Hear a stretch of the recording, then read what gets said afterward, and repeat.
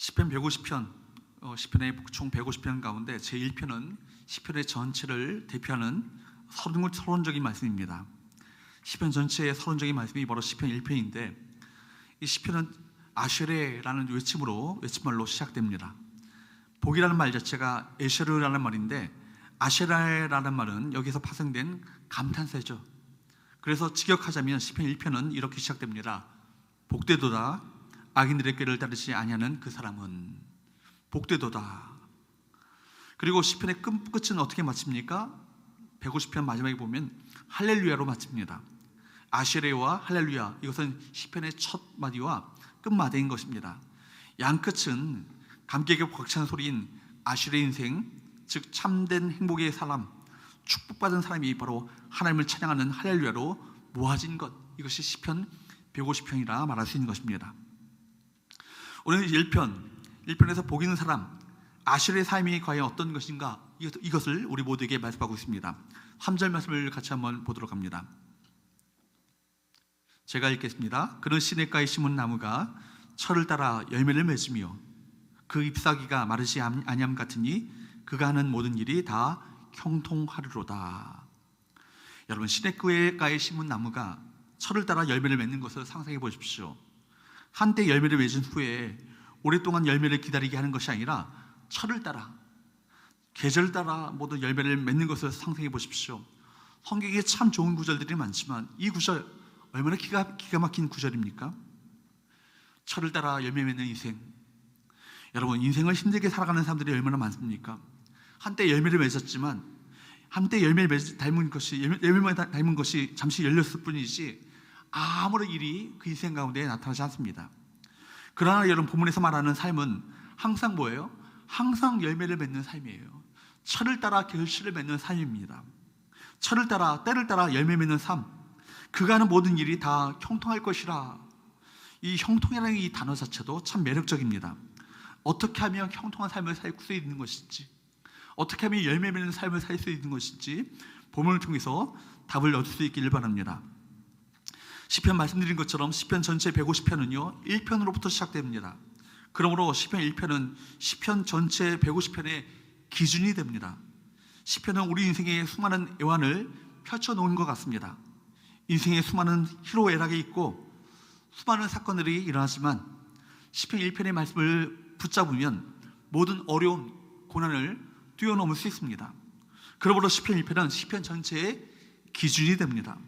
어떻게 복 있는 사람이 될 것인가, 어떻게 열매 맺는 삶을 살 수 있을 것인가, 어떻게 형통한 삶을 살 수 있을 것인가, 이것을 바로 시편은 우리 모두에게 말씀하고 있습니다.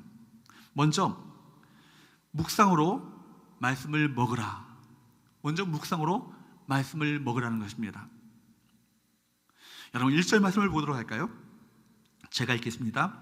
복 있는 사람은 악인들의 꾀를 따르지 아니하며 죄인들의 길에 서지 아니하며 오만한 자들의 자리에 앉지 아니하고. 악인의 꾀, 죄인의 길, 오만한 자의 자리, 이 세상 사람들은요 모두가 자기의 처세술과 자기 나름의 그 성공 방식을 가지고 살아가고 있습니다. 자기 자신의 자원에서 나오는 수단, 이 방법을 가지고 살아가는 것이죠. 삶의 목적을 이루기 위해서 힘을 추구하는 자리에 앉기를 원하고 또 앉기도 합니다.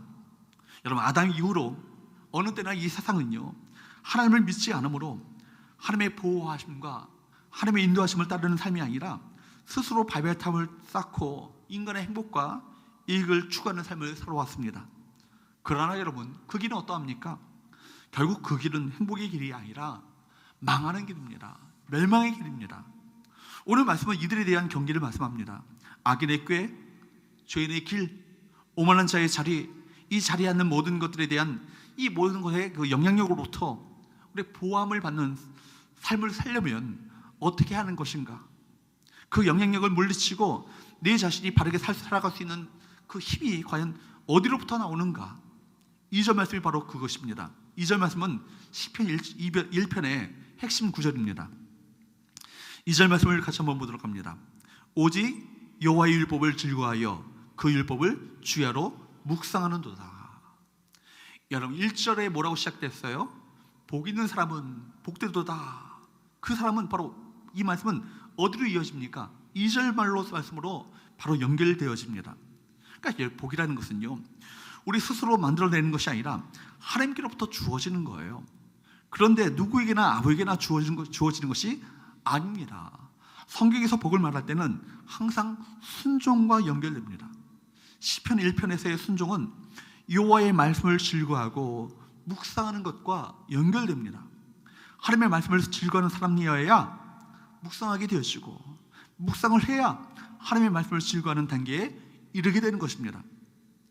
여러분 많이 들었을 것입니다. 묵상이라는 이 말 자체가 히브리어로 이 묵상하다라는 말은 하가입니다. 하가. 이 하가라는 말은 되새김질하다, 곱씹다, 혹은 으렁거리다, 이런 의미로 해석되어지는 단어입니다. 마치 소가 자기 일용할 양식인 영부를 삼킨 후에 계속해서 되새김하듯이, 또 사자가 자기가 사로잡은 먹이를 놓고 으렁거리는 것처럼 주의 말씀을 되새김질한다는 것입니다. 이 묵상이라는 단어의 의미를 유진 피터슨 목사님은 자기 일상의 경험과 관련하여서 이렇게 이야기하고 있습니다. 자기 집에서 기르는 개가 자신이 소중한 그 뼈다귀를 가지고 나지막하게 그렁거리면서 기쁨이 배워 자기의 형제를 물고 즐기고 음미하는 것처럼 하나님의 말씀을 즐거워해야 한다는 거예요. 여러분 얼마나 그 뼈다귀를 보면서 개가 얼마나 즐거워하겠습니까? 그렁거리면서 그 핥기도 하고 그것을 빨기도 하고, 그렇게 여러분 하나님의 말씀을 즐거워해야 한다는 것입니다. 우리도 마찬가지로 말씀을 그렇게 먹어야 합니다. 실제로 성경을 보게 되면요, 하나님의 말씀을 묵상하는 이 이야기를 먹는다라는 말로 많이 표현하고 있습니다. 하나님의 말씀을 먹는 것에 비유하는 표현들이 참 많이 나옵니다. 그런데 그렇게 그냥 먹는 게 아니라 어떻게 먹어야 하는 것을 배워야 한다는 거예요. 그게 바로 묵상이라는 것이죠. 여러분 성경을 그냥 책으로 여기면 안 됩니다. 말씀 묵상은 밥을 먹는 행위와 같습니다. 말씀 묵상은 간식도 아니고요, 디저트도 아닙니다. 매일 먹어야 하는 밥, 이것이 주식이 바로 말씀인 것입니다. 그런데 이렇게 밥 먹는 것을요 약으로 삼는 사람이 있습니다. 성경 말씀을 필요할 때만 읽고 자신이 힘들 때만 찾지만 보통 때는 말씀을 찾지 않는 사람들이 참 많이 있습니다. 그런데 물론 말씀이 약의 기능을 할 수 있지만 더 중요한 것은 말씀은 밥의 기능을 하는 거예요. 우리를 살찌게 하고 건강하게 하고 생명을 유지하는 이 밥, 이것이 하나님의 말씀이라는 것입니다. 매일 먹어서 힘을 내어서 우리 영혼이 살 수 있도록 만드는 것이 하나님의 말씀인 것입니다.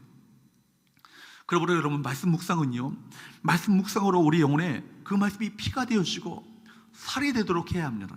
내 영혼에 깊숙하게 스며들어서 우리 영혼이 힘을 내도록 만드는 말씀, 살아 움직이는 레마의 말씀, 그 말씀으로 바뀌는 훈련을 해야 하는 것입니다. 이것이 바로 묵상 훈련이죠. 요즘 몸을 건강하기 위해서 건강식을 먹고 좋은 것을 다 골라 먹습니까? 그런데 여러분 우리가 진정으로 더 신경 써야 될 것은 뭐예요? 우리 육체보다 더 신경 써야 될 것은 우리 영혼이에요. 영혼이 더 중요합니다. 쓸데없는 정보나 세상의 그 거짓된 진리들을 받아들이는 것이 아니라 하나님의 진리의 말씀을 우리 내면에 깊숙이 스며들게 하는 이 작업이 필요한 것입니다.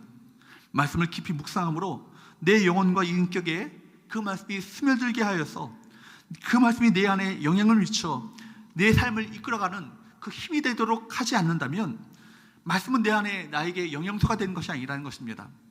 우리 영혼은 하나님의 말씀으로 성장하고 하나님의 말씀으로 자라가고 우리 영혼은 하나님의 말씀으로 생명력을 유지해 가는 것입니다.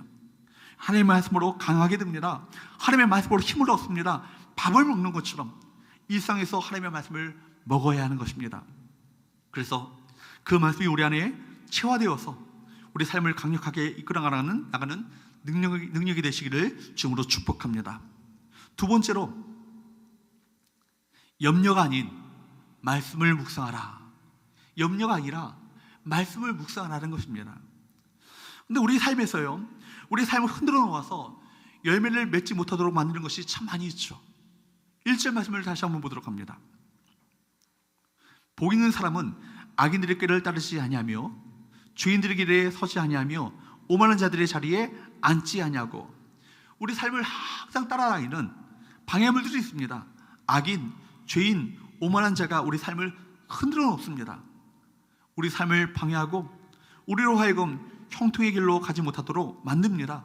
우리 삶을 흔들어서 우리 삶에 열매가 맺히지 못하도록 만드는 것이 그런 것들이죠. 4절 말씀을 또 봅니다. 악인들은 그렇지 아니하며 오직 바람에 나는 겨와 같도다. 뿐만 아니라 우리 인생에는요, 무엇이 불어요? 늘 바람이 붑니다. 유혹의 바람, 환난의 바람이 붑니다. 바람에 날아가 버리는 인생을 붙들어주는 것이 전혀 없습니다. 뿌리가 없습니다. 뿌리가 없기 때문에 하나님 없는 인생들은요, 늘 흔들리고 일어난 상황에 늘 쫓기며 살아가게 되는 것입니다. 공격하는 원수가 있다면 공격하는 그 원수에게 늘 시달립니다. 여러분, 힘들게 하는 사람에게 늘 시달립니다.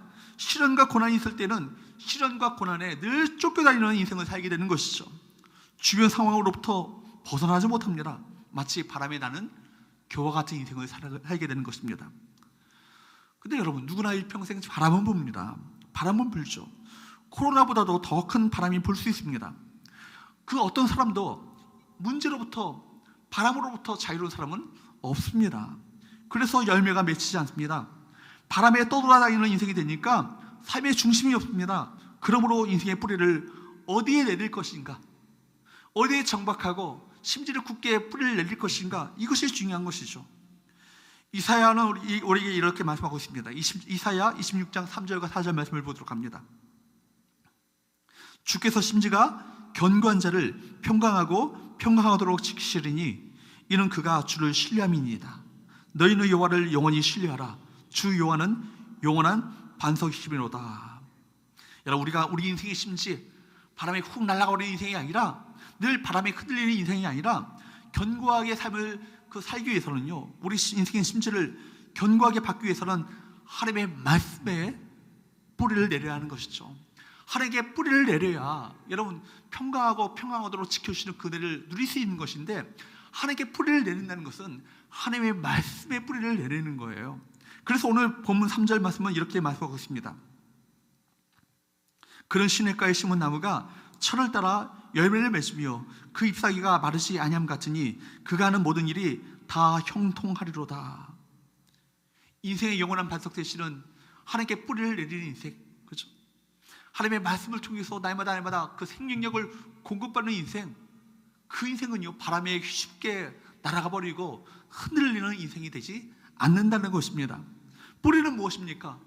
우리 영혼을 말합니다. 물은 무엇이겠습니까? 하나님의 말씀을 의미합니다. 우리 영혼인 뿌리를 하나님의 말씀인 물이 감쌉니다. 시냇가에 심은 나무는 시냇가에 심겨져 있고 뿌리가 늘 젖어 있기 때문에 잎사귀가 마르지 않고 열매를 맺게 되는 것입니다. 이와 마찬가지로 우리 영혼은요, 하나님의 말씀에 늘 젖어 있어야 합니다. 이것이 말이면 안 되는 것이죠. 그러나 많은 사람들의 그 영혼은요, 건조합니다. 바짝 메말라 있습니다.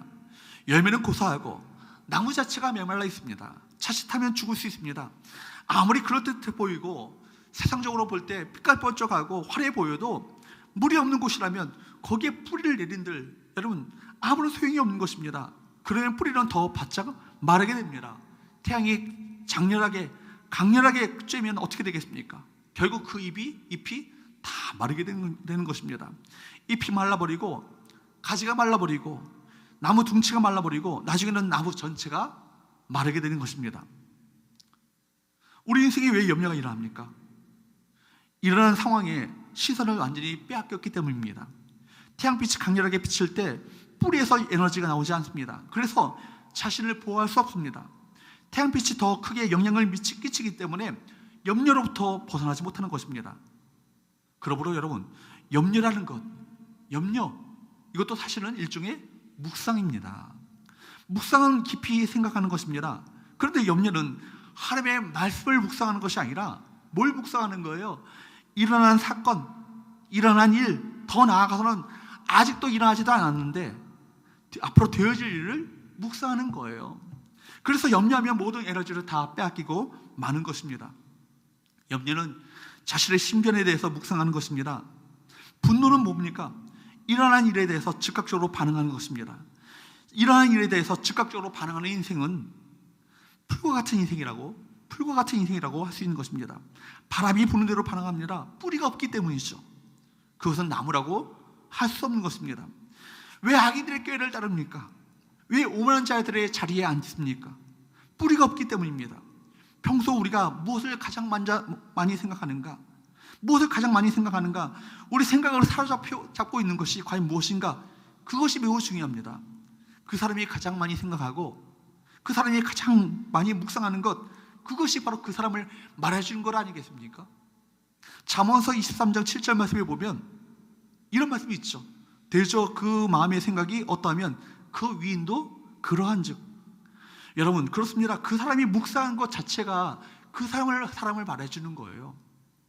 우리가 인생을 살다 보면 우리의 시선을 빼앗는 것 얼마나 많이 있습니까? 세상의 염려로부터 정말 빠져나오지 못하게 합니다. 여러분, 하나님의 말씀에서 벗어나 이 세상의 것을 주야로 묵상하면요, 염려의 일들밖에 없습니다. 늘 염려, 걱정, 근심 가운데 살 수밖에 없는 거예요. 이 세상 들여다보면요, 늘 염려할 것밖에 없습니다. 여러분, 옛사람의 그 특징은 과연 무엇입니까? 염려입니다. 그렇기 때문에 예수께서는 이렇게 말씀하셨습니다. 마태복음 6장 31절에서 32절, 그러므로 염려하여 이르기를 무엇을 먹을까? 무엇을 마실까? 무엇을 입을까 하지 말라. 이는 다 이방인들이 구하는 것이라. 너희 하늘 아버지께서 이 모든 것이 너에게 있어야 할 줄을 아시느니라. 이것을 여러분, 우리 마음 가운데 깊이 있게 새겨야 합니다. 염려해요. 무엇을 먹을까? 무엇을 마실까? 무엇을 입을까? 늘 염려하며 살아가는 것은요, 이방인들의 삶이라는 거예요. 이 사람의 특징이라는 것입니다. 너희 하늘 아버지께서 이 모든 것이 너에게 있어야 될 것을 누구보다도 우리 아버지는 아신다. 이방인의 라이프 스타일 자체가 뭡니까? 염려입니다. 시험도 마찬가지죠. 왜 시험에 듭니까? 갑자기 시험에 드는 것이 아니에요. 시험에 들 것에 대해서 이미 생각하고 있었기 때문입니다. 시험 들 일들을 날마다 묵상했기 때문입니다. 어느 날 진짜로 시험이 다가올 때 익숙한 것을 받아들이는 것입니다. 계속 묵상하고 있었기 때문입니다. 시험에 여러분 덫에 걸리게 되는 것입니다. 항상 돈을 생각하면 돈으로 인해서 시험에 빠지게 됩니다. 평소에 그것을 늘 생각하고 있었기 때문입니다. 생각하고 있으니까 다가오니까 이것은 익숙합니다. 그래서 거부하지 않고 받아들이게 되는 것입니다. 돈으로 인해서 시험 드는 자는 주야로 돈을 묵상한 사람이 것이죠. 가룟 유다, 여러분 아시는 것처럼 예수님을 따랐지만 예수님보다 무엇을 더 사랑했습니까? 돈을 더 사랑했습니다. 그래서 스승을 팔아버렸습니다. 늘 돈을 늘 생각하고 묵상했기 때문입니다. 우리가 말씀만 묵상하는 것이 아니에요. 자신이 집착하는 것, 그것 자체가 묵상입니다. 여러분, 집착하는 것이 곧 묵상하는 것이죠. 돈에 집착하면 돈을 묵상하게 됩니다. 여자에 집착하는 사람은 항상 여자를 생각합니다. 시간만 나면 묵상합니다. 거기서 빠져나오지 못합니다. 그래서 결국 뿌리를 내립니다. 뿌리를 내리면 그것이 나를 사로잡고 속박하게 되는 것이죠. 그것이 내 인생이 되어버리고 마는 것입니다. 나를 사로잡는 그 생각 자체가 바로 무엇입니까? 염려입니다. 나를 사로잡는 생각이 나로 하여금 시험에 빠지게 합니다. 나를 사로잡는 그 생각으로 말미암아 그것이 그 생각이 나를 이끌어가게 되는 것이죠. 우리는 죄인입니다. 악한 생각을 품고 악한 생각이 자라는 데는 시간이 걸리지 않습니다. 부정적인 생각이 우리 안에 자리 잡으면 아주 빨리 확장되어 갑니다. 또한 우리에게 영향을 주는 것이 우리 주변에 얼마나 많이 있습니까? 악인과 죄인과 오만한 자, 우리 주변에 천지로 널렸습니다. 여러분, 우리를 부적절한 환경 속에 빠져들게 하는 요소들 참 많이 있습니다. 자칫하면 우리 영혼의 뿌리가 어둠 속에 빠질 수 있습니다. 우리로 하여금 하나님께로부터 멀어지게 만들고 신앙적으로 잠들게 할 만한 요소가 우리 주변에 얼마나 많이 있습니까? 그래서 영적인 긴장 상태에 있어야 되는 거예요. 영적으로 깨어있지 않으면요, 쉽게 당하고 맙니다. 영적으로 깨어있지 않으면 쉽게 그 생각으로 내 마음이 빼앗기고 마는 것입니다. 소극적으로 가만히 있는 것이 아니라 무엇을 묵상할 것인가 적극적으로 선택해야 합니다. 우리가 어디에 뿌리 내리고 있는가, 이것이 중요합니다. 뿌리를 내리면 계속해서 자랍니다. 자란 것이 열매를 맺습니다. 그가 하는 모든 일이 다 형통하리로다 라는 것은 뿌리 내린 것에 의한 삶의 결과를 의미하는 것이죠. 그러므로 그냥 내버려둬서는 안 되는 것입니다. 적극적으로 개입하고 의도적으로 힘을 기울여야 하는 것입니다. 2절 말씀을 보도록 합니다. 오직 무엇을 즐거워하여? 여호와의 율법을 즐거워하여 그 율법을 주야로 묵상하는도다. 이것이 바로 이것이 결정적인 요소인 것이죠. 그러므로 여러분, 말씀 묵상은요, 영적 전쟁이에요. 생각 속에 무엇을 채울 것인가? 여러분, 우리가 어떤 일에 염려하고 있다면 얼마 동안 염려하고 있는지를 자세히 살펴보기 바랍니다. 그냥 염려하는 것이 아니에요. 염려를 계속 키워서 큰 나무만큼 자랐습니다. 그 염려의 뿌리가 그만큼 깊습니다. 그러면 염려를 쉽게 다룰 수 없습니다. 염려의 뿌리를 다 걷어내고 하나님의 말씀에 뿌리를 내려야 합니다. 그런데 살아오면서 염려의 뿌리 내리고 살아온 그 삶이 길었다면 하루아침에 그 염려의 뿌리를 걷어낼 수 없습니다. 이것이 결코 간단한 일이 아닌 것이죠. 3절 말씀을 보도록 합니다. 그는 시냇가에 심은 나무가 철을 따라 열매를 맺으며 그 잎사귀가 마르지 아니함 같으니 그가 하는 모든 일이 다 형통하리로다. 3절 말씀에 나오는 시냇가에 심은 나무라는 말씀에서 심었다, 이 말은요, 그냥 심은 것이 아니에요.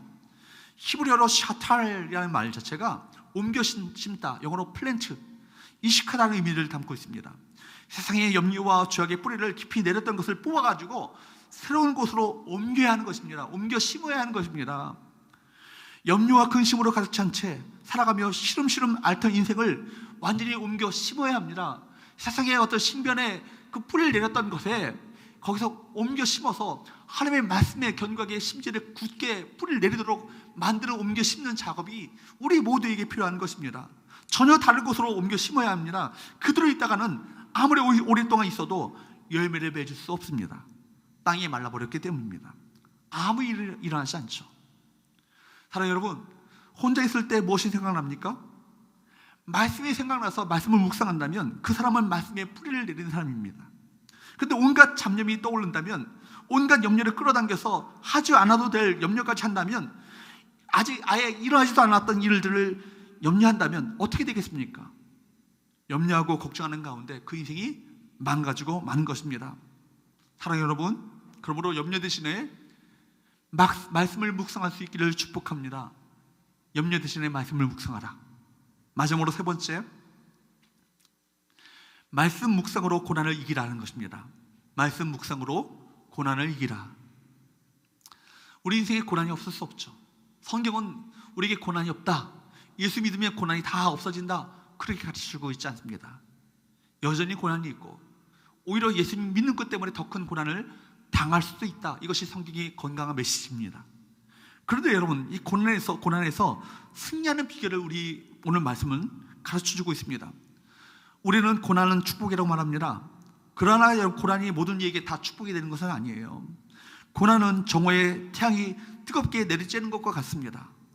태양이 뜨겁게 내리쬐는 것이 시냇가에 심겨지지 않은 나무에게는 고난이 되죠.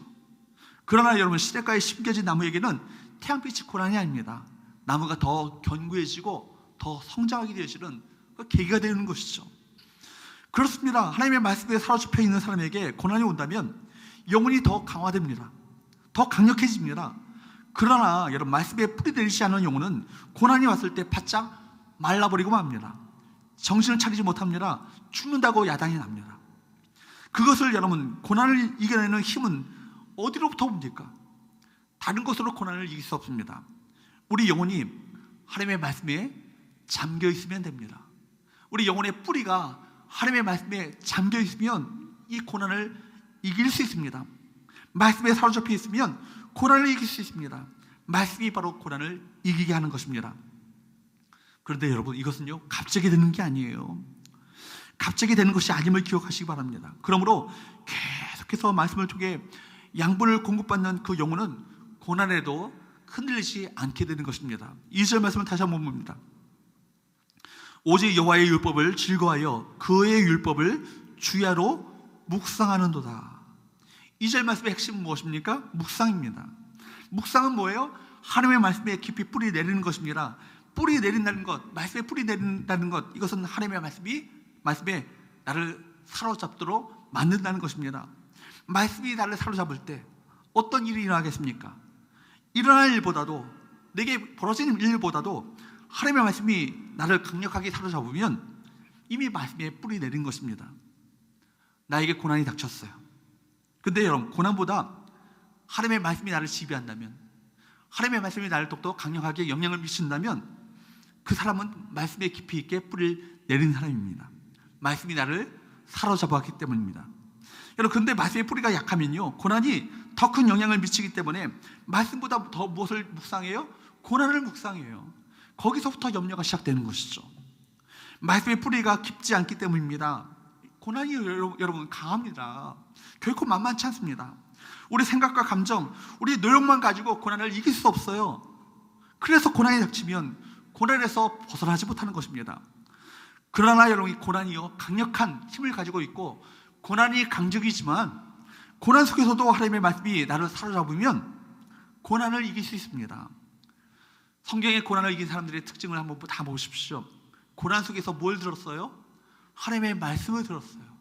하나님의 말씀을 들은 것입니다. 하나님의 말씀을 받은 것입니다. 그래서 말씀으로 말미암아 고난을 뚫고 고난을 돌파하고 이겨나갈 수 있는 것입니다. 우리 삶에는 우연이 없어요. 모든 것이 무엇 가운데 진행됩니까? 하나님의 섭리 가운데 진행됩니다. 그만큼 하나님께서는 우리 인생을 치밀하게 계획하시고 인도해 가시는 거예요. 그러므로 우리가 당하는 모든 고난에는 무엇이 담겨져 있어요? 하나님의 메시지가 담겨져 있음을 기억해야 합니다. 하나님께서는 우리를 드라마의 주인공이 되게 하셔서 우리에게 필요한 말씀을 주십니다. 우리 인생 자체가 하나님께서 쓰신 시나리오 아니에요? 그 시나리오 가운데 우리를 주인공 삼으셔서 그 주인공으로 말미암아 그 아름다운 결말을 맺도록 우리를 이끌어 가시는 그 원동력을 무엇을 통해서? 하나님의 말씀을 통해서 주신다는 거예요. 그러므로 우리가 고난당할 때마다 조심할 것은 절망하거나 사람을 원망하는 일, 더 나아가서 하나님을 원망하는 일, 이거 주의해야 합니다. 특히 입술로 죄를 짓는 일, 이거 주의해야 합니다. 이것은 하나님의 음성을 듣지 않기 위해서 귀를 막아버리는 행위인 것입니다. 고난을 내가 어떻게 대처할 것인가, 고난을 어떻게 내가 대처하느냐, 여기에 따라서 긍정적인 결과, 부정적인 결과를 초래해야 합니다. 하나님의 음성을 듣는 사람들은 고난을 당하게 되면 고난의 의미가 무엇인지를 찾아야 합니다. 고난의 원인을 제공한 사람을 보기보다 고난을 허락하신 하나님께 눈을 드는 거예요.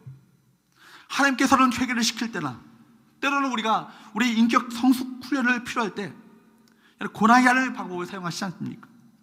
그리고 하나님만 신뢰하는 믿음 훈련이나 고난 중이라도 하나님의 뜻에 순종할 수 있는 훈련이 필요할 때 우리를 고난의 상황으로 인도해 가십니다. 때로는 우리 믿음을 테스트할 때도 고난을 사용하십니다.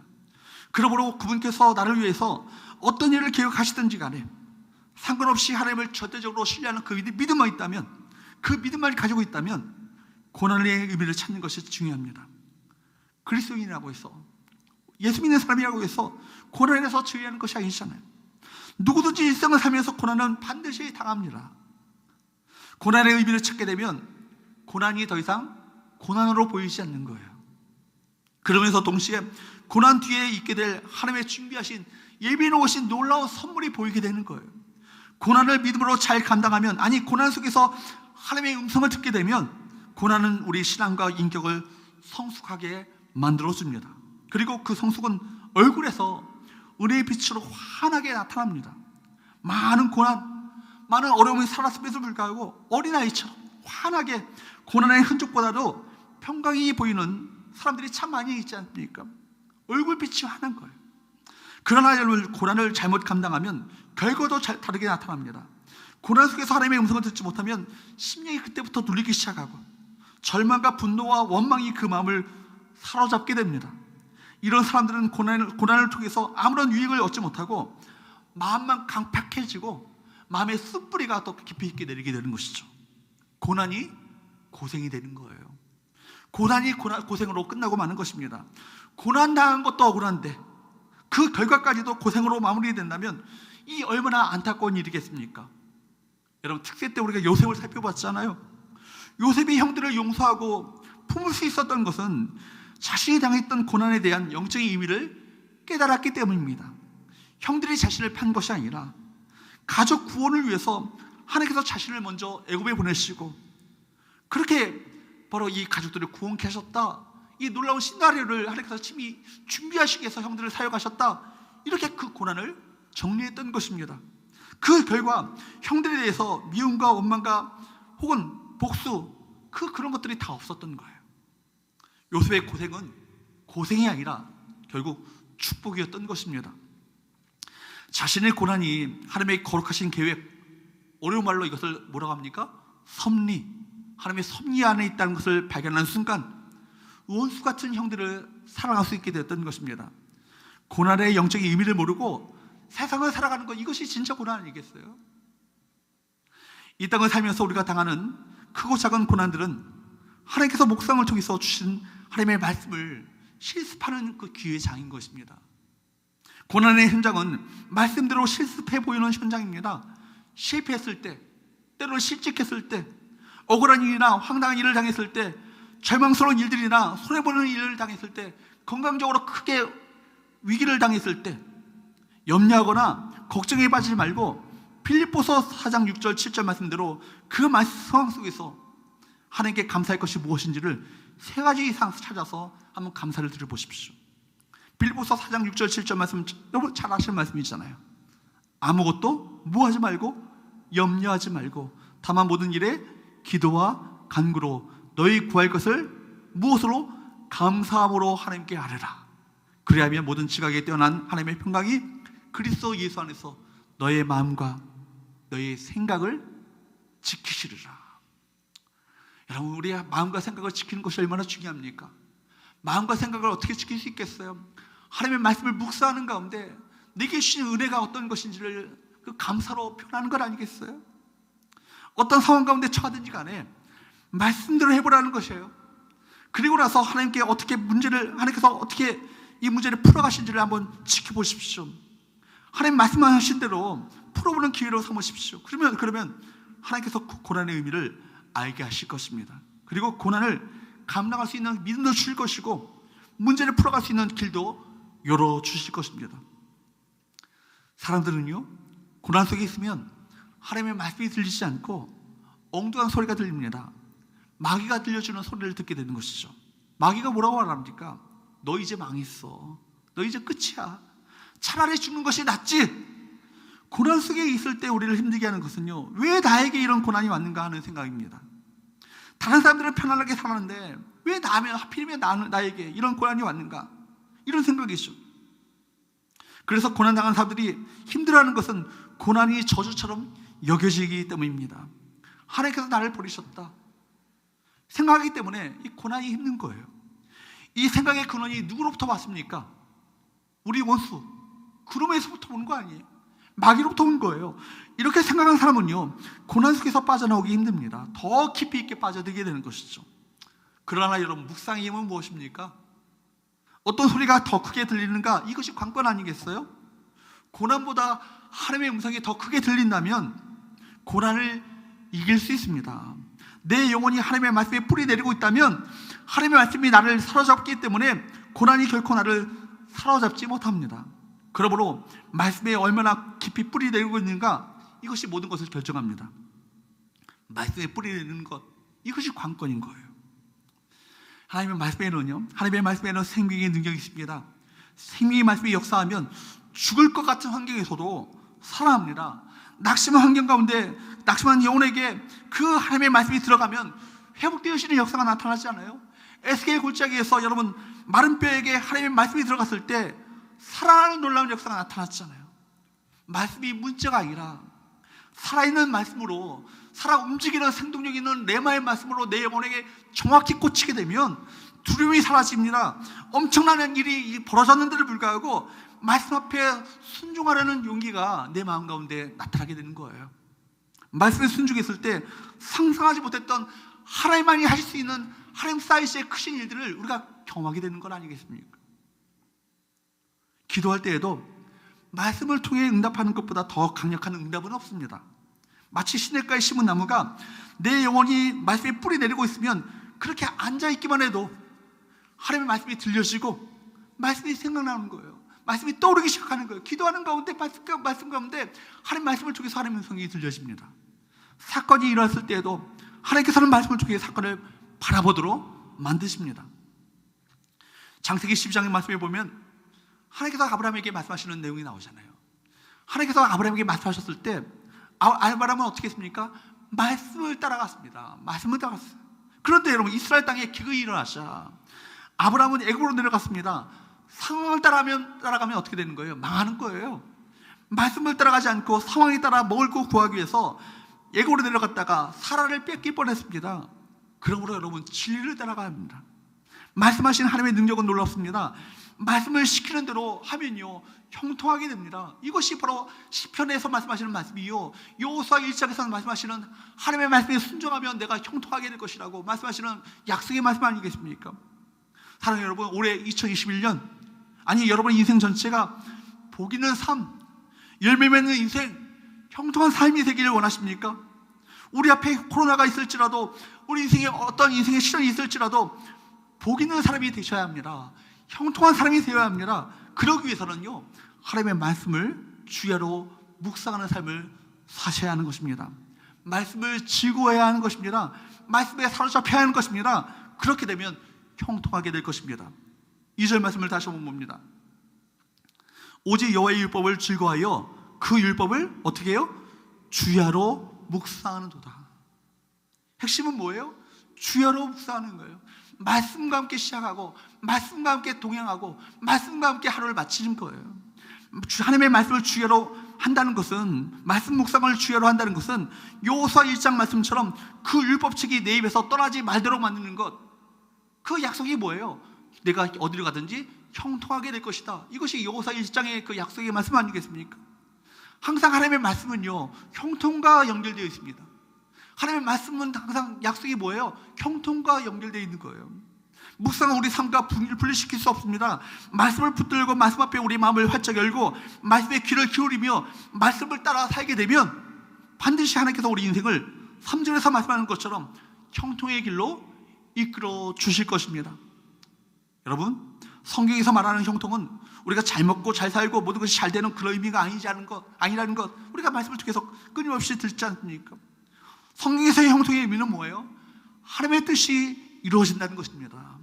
창세기에서 요셉은 고난 속에 있고 자기 생각대로 돌아가지 않았지만 그 고난이 하나님의 뜻을 이루는 일에 수단이 되었고 과정이 되었습니다. 비록 힘들고 그를 통하여서 하나님의 뜻이 이미 이루어지고 있었어요. 그가 감옥 속에 갇혔었는데도 불구하고 그가 하나님과 동행함으로 말미암아 형통한 자가 되었다라고 성경은 그렇게 기록하고 있습니다. 바로 그것이 형통이죠. 그를 통해서 하나님의 뜻이 성취되어지고 이루어져 나가는 것. 세상에 잘 먹고 잘 사는 것을 형통이라고 말할 수 없습니다. 그것이 형통인지 아닌지는 나중에 가봐야 하는 거 아니겠어요? 그 인생 가운데 하나님의 뜻이 성취되어지고 하나님의 뜻이 이루어지지 않는다면 세상적인 형통은요, 아무것도 아닌 거예요. 우리 삶을 통해서 하나님의 뜻이 이루어지는 것이 바로 승리요, 축복이요, 형통인 것입니다. 사랑하는 여러분, 2021년 한 해 하나님의 말씀이 여러분 인생의 승부를 거시기를 주님으로 축복합니다. 하나님께서는 말씀을 통해서 하나님과 지속적인 교제를 주여로 가지는 사람을 반드시 그를 승리케 하시고 그 인생을 누구도 막을 자 없는 기가 막힌 인생으로 바꿔주십니다. 우리 삶이 하나님의 뜻에 붙잡혀 있는 인생이 되려면 끊임없이 말씀과 함께 하루를 시작하시고 말씀과 함께 동행하시고 주님과 동행하시고 말씀 묵상을 통해서 하나님의 뜻을 날마다 헤아리시며 순종해 나가시는 저와 여러분 되시기를 주님으로 축복합니다. 말씀과 함께 하심으로 말미암아 말씀에 사로잡혀 말씀의 인도함을 받아 열매 맺는 인생, 복 있는 인생, 형통한 인생 되시기를 예수 그리스도의 이름으로 축복합니다. 기도하겠습니다.